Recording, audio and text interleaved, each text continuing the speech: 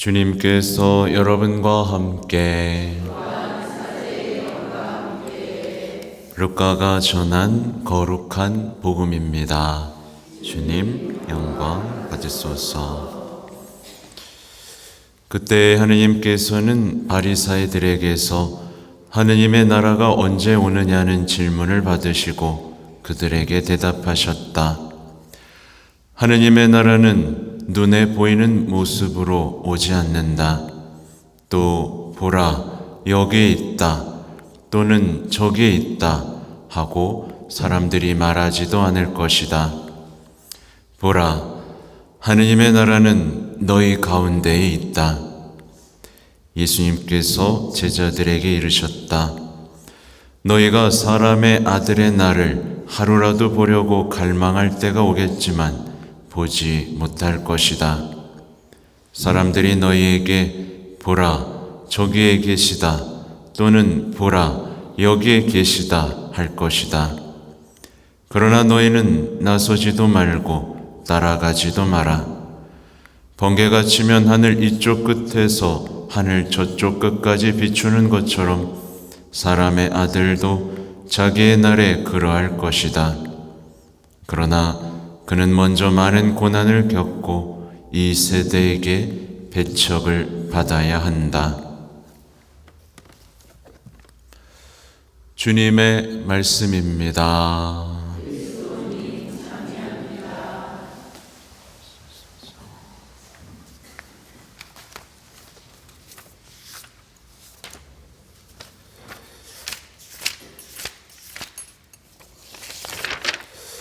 전미예수님, 잘 지내셨습니까? 어제는 또 제가 성모 울타리를 다녀왔습니다. 빵 광고도 찍고 11월 이벤트 하는 거 아시죠? 이번에 좀 신제품들이 많아가지고 보니까 이번엔 두부 과자를 한번 노려봐야 될 것 같습니다. 아무튼 새로운 소식이 있습니다. 성모 울타리에서 이제 어묵을 한대요. 밀가루를 안 섞은 어묵을 한다. 그래서 이제 어묵도 팔아야 됩니다. 근데 맛있을 것 같아요. 그분들이 이제 빵도 그렇고 어묵도 그렇고 정말 장인들의 기술을 배워서 이렇게 하시는 거거든요. 그래서 기대가 된다. 그리고 또 하나 소식은 붕어빵 틀을 주기로 했습니다. 그래서 붕어빵을 이번 겨울부터 구워서 팔도록 하겠습니다. 아이들이 좋아하는군요. 아무튼 오늘 독서와 복음을 보겠습니다. 오늘 독서의 내용은 지혜서의 내용인데 지혜서 정말 아름답죠, 여러분? 지혜서 정말 아름답고 나도 지혜가 좀 있었으면, 나도 지혜랑 만날 수 있었으면, 그 지혜를 찾아 떠나는 여정, 지혜와 만나고 사랑하는 그 여정 가고 싶다라는 생각이 들죠? 가고 있어요? 아무튼 제가 강론을 지금 쓰긴 썼는데 여러분들에게 꼭 해드리고 싶은 말씀 중 하나는 어쨌든 여러분 여기 왜 왔어요? 오늘 집에서 쉬어도 되는데 물론 여러 가지 이유가 있습니다. 근데 그 중 하나는 여러분이 날마다 성장하기 위해서입니다. 영적으로요. 확실한 목표가 있는 거죠. 그죠? 그냥 나왔습니까? 날마다 영적으로 성장하고 덕을 쌓고 지혜로워지고 하나님과 가까워지고 사도로서, 그죠? 열심히 하는 게 아니라 정말 거룩한 사람이 되기 위해서 온 거 아닙니까? 그죠? 이 정체성을 여러분 잊으시면 안 된다는 말씀을 드리고 싶어요. 마음 먹었잖아요, 그죠? 지혜롭고 거룩하고 자비로운 사람 되기로 마음 먹었지 않습니까? 그러려면 온 삶을 바꿔야 됩니다. 다른 사람들처럼 살면서 여기 왔다 갔다 한다고 해서 덕이 쌓이진 않아요. 온 삶을 바꿔야 됩니다. 결심해야 되고 결단을 내려야 됩니다. 그래야 변화가 오죠. 그러지 않고 남들하고 똑같이 살다가 평일미사만 나온다고 해서 삶이 변하는 거 보셨어요? 못 봤죠? 네, 못 보셨을 거예요. 그건 있을 수가 없는 일이니까. 그죠? 삶을 하나하나 바꿔갑니다. 지혜를 만나고 맞이하고 사랑하기 위해서 세속 정신들을 끊어내고 정말 하나의 수행자로서의 삶을 차곡차곡 쌓아가는 거 중요합니다. 오늘 지혜서의 말씀에는 그런 내용들이 다 나오죠. 지혜는 혼자이면서도 모든 것을 할 수 있고 자신 안에 머무르면서 모든 것을 새롭게 하며, 여러분 새롭게 한다는 얘기죠. 여러분 새롭게 하며 대대로 거룩한 영혼 안으로 들어가 그들을 하느님의 벗과 예언자로 만든다. 네. 그러니까 주님께서는 거룩한 영혼들을 하느님의 벗과 예언자로 만듭니다. 벗과 예언자가 뭐예요? 당신의 모든 뜻을 알려준다는 얘기입니다. 친구처럼 다 알려주고 앞서가게 하고 사람들을 변화시키도록 예언자, 벗이자 예언자로 삼는다는 얘기잖아요. 얼마나 감동적인 얘기입니까? 그죠?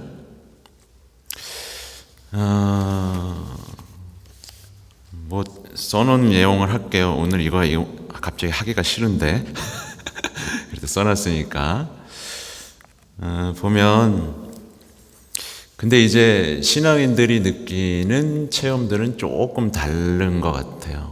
뭐냐면 왜 새롭게 안 해주지?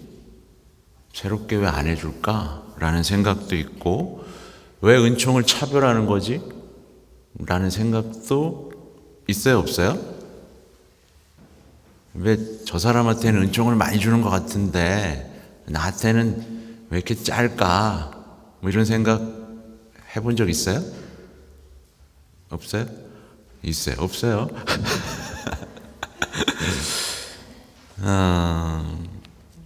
우리는요, 그거 있잖아요.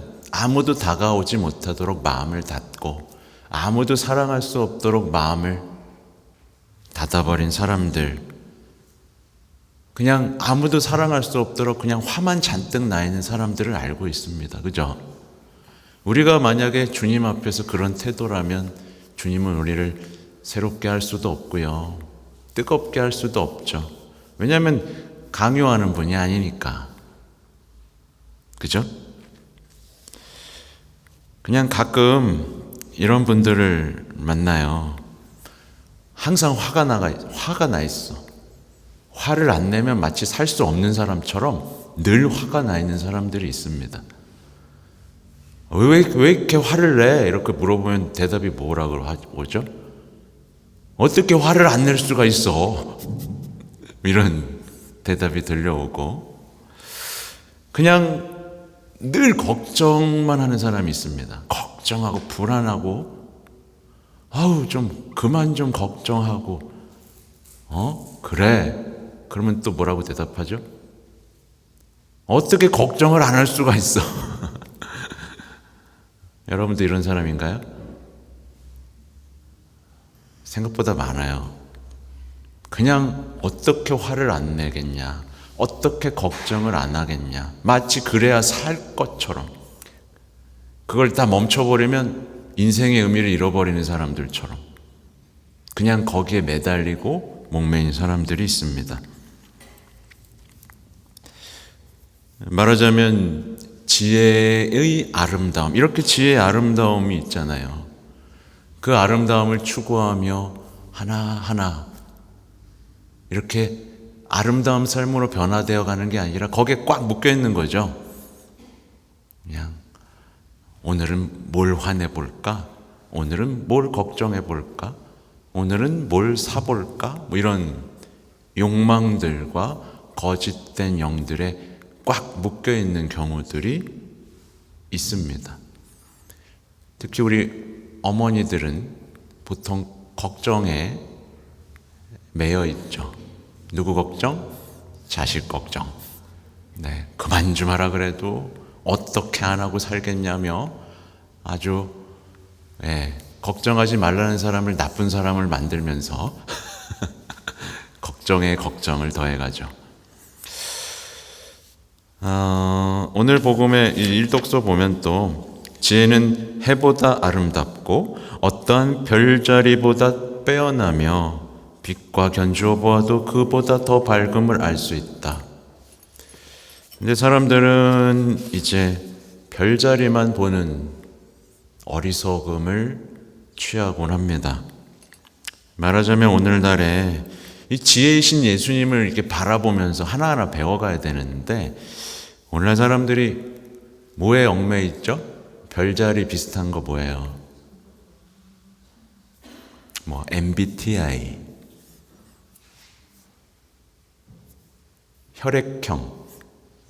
혈액형에 이어서 지금 MBTI가 유행하고 있는 겁니다. 정신분석, 뭐 심리학, 여기에 사로잡혀서 그냥 흥미로운 담론만 나누고 싶은 거예요. 뭐에 대해서 그냥 뭐 일과 사랑, 관계와 뭐 상처, 인생과 미래에 대해서 그냥 그거 가지고 노는 거예요.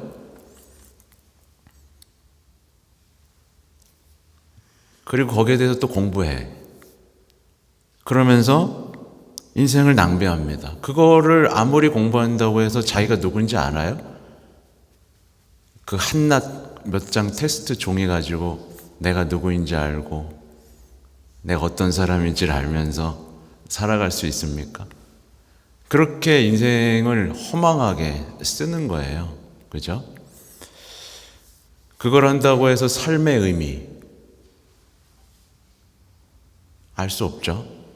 인생에서 모든 겪게 되는 모든 사건들, 특히 고통의 의미에 대해서 알 수 없죠. 그걸 한다고 행복해질 수 있는 방법을 아나요? 네.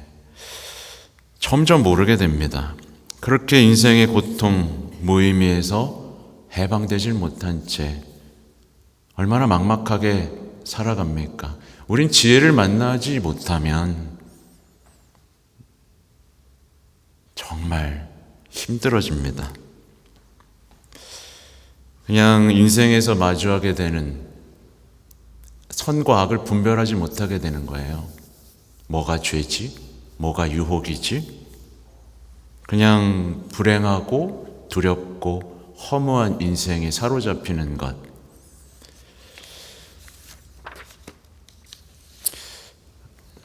대단히 안타까운 현실인데 사람들은 그렇게 그 이야기들을 풍성하게 풀어가며 자신의 인생을 낭비합니다. 뒤에 이어지는 인상적인 내용들이 있어요. 한 문장 한 문장을 그냥 지나갈 수가 없습니다. 일독서는요. 밤은 빛을 밀어내지만 악은 지혜를 이겨내지 못한다. 그래서 지혜로운 사람은 모든 악과 어둠을 거뜬히 이겨냅니다, 여러분.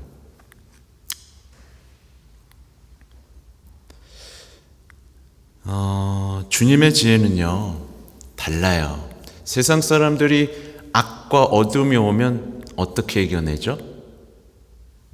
못 이겨내거나 그냥 긍정적으로 생각하거나 서로 위로해요.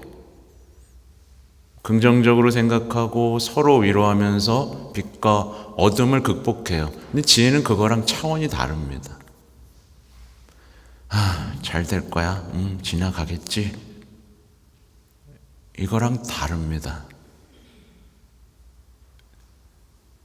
그리스도인이라면 이 차이를 분명하게 인식하고 있어야 되고 힘차게 지혜를 추구해 나가면서 주변에 빛을 비출 수 있어야 됩니다.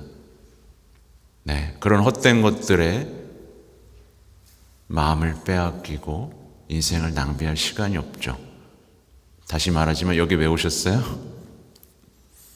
더 지혜롭고 더 아름답고 더 행복하고 더 거룩하고 더 완전한 사람이 되기 위해서 이 자리에 왔다는 것을 잊으시면 안 됩니다. 그리고 오늘 복음은 이제 하나님 나라 얘기입니다. 예수님은 아주 확실하게 말씀을 해주세요. 하나님 나라는 눈에 보이는 모습으로 오지 않는다. 맞죠? 네, 주님 말씀하신 겁니다. 우리는 하나님 나라가 눈에 보이는 모습으로 왔으면 좋겠다라고 생각하지만 눈에 보이지 않는다. 그리고 여기 있다, 저기 있다 라고 하는 호들갑 떠는 사람은 하나님 나라를 아는 사람이다, 모르는 사람이다? 모르는 사람이다. 되게 간단한 얘기입니다. 그래서 이 말씀을 모르고 믿음을 모르는 사람들은 뭐만 봐요? 현실만 봅니다. 현실만 봐요. 현실 타령만 합니다.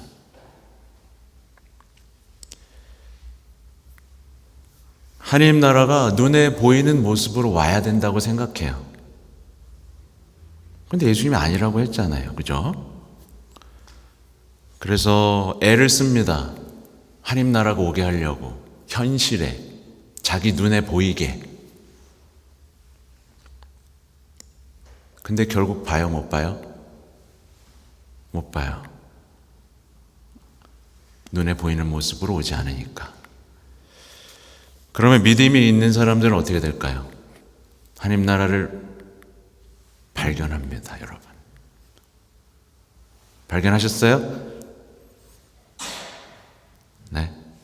왜 못 발견한 사람처럼.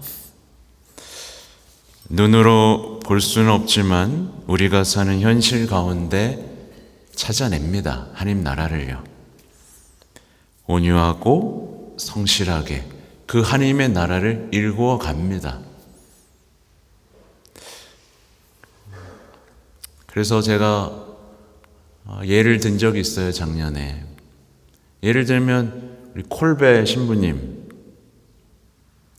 그 죽음의 수용소에서 하나님 나라를 발견합니다. 그리고 만들어 갑니다. 그리고 그 발견한 나라를 온 세상에 전하죠. 그렇죠?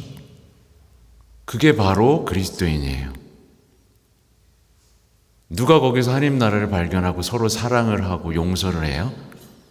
살기 바쁜데, 생존하기 바쁜데, 미워하기 바쁘고 증오하기 바쁘고 도망치고 싶어하는 그 현실에서 콜베 신부님은 발견하는 거예요. 그리고 그 하느님 나라를 위해 기꺼이 목숨을 바치지 않습니까? 이게 믿는 사람이 발견하는 하나님 나라입니다. 그럼 여러분의 현실에서 하나님 나라 있어요, 없어요? 있죠. 너희 가운데 있다라고 분명히 말씀하셨으니까. 그러니까 사실 현실만 보면 어떻습니까? 세상은 악해지는 것만 같고 사람들은 변하지 않는 것만 같고 상황은 점점 나빠지는 것만 같고 희망은 사라지는 것 같고 먹고 살기는 점점 힘들어지는 것 같지만 믿는 이들은 하나님 나라를 발견하고 누리고 가꾸어 간다는 이야기죠.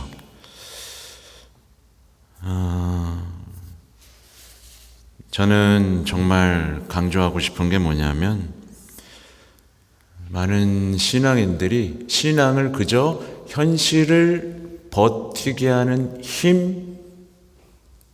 힘으로만 여깁니다. 현실을 버티게 하는 힘. 신앙이 고작 이건가요, 여러분? 아니죠. 신앙은 현실을 새롭게 보고 바꾸고 승리하게 하는 힘입니다. 근데 수많은 신앙인들이 그냥 버티는 힘으로만 여기며 끙끙 앓고 있습니다. 기쁨을 누리지 못하고 승리하지 못하는 거죠. 과연 나는 하나님의 나라를 발견했는지, 일구고 있는지, 사랑으로 승리하고 있는지를 돌아보는 오늘이 되면 좋겠습니다. 아멘.